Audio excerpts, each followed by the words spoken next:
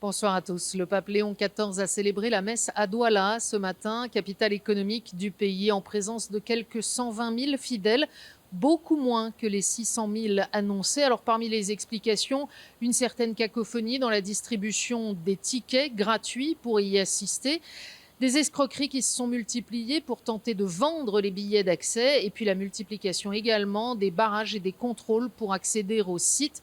Peut-être peut-on y voir une triste illustration des maux qui affectent le pays.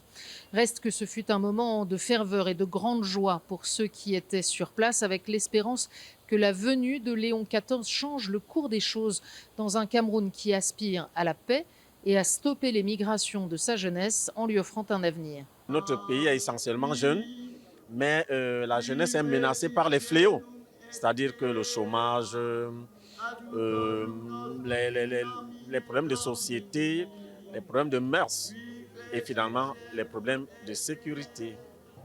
Nous espérons qu'avec la venue du pape, les autorités vont s'ouvrir à ces paroles et vont donner de l'espoir à la jeunesse camerounaise. C'est un moment pour nous d'avoir plus l'espérance, d'espérer à un avenir meilleur.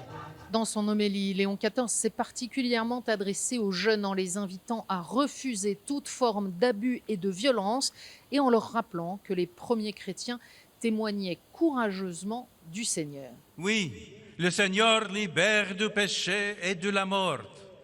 Annoncer sans relâche cet évangile est la mission de toute chrétienne.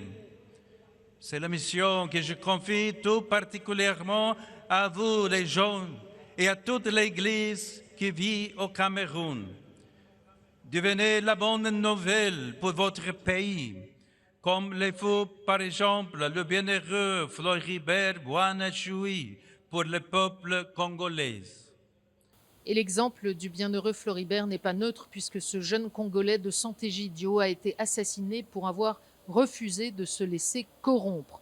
Dans l'après-midi de retour à Yaoundé, le pape Léon a prononcé un discours magistral devant l'Université catholique d'Afrique centrale, évoquant la question de la recherche de la vérité et de la formation de conscience libre et saintement inquiète.